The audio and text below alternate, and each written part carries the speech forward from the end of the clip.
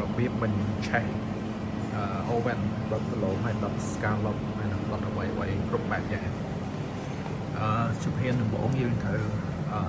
បើកកុងតាក់នេះ make sure ថាចុងវានេះមកដល់ម្ដុំកន្លែងនេះដើម្បីបញ្ឆេះវាយើងត្រូវចុច push វាបាទ push វាកុំប្រឡែងដៃហ្នឹងហើយកុំប្រឡែងដៃ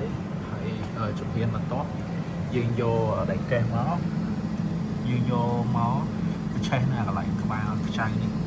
ក្បាលខ្ចៅមួយនេះបាទដល់ចាំនេះហើយយើងរងចាំភ្លើងដែលខ្ចៅហើយយើងក្បាលឡើងដៃមើលតែដឹងវាមាន state ដែលមានលំដឹងហើយ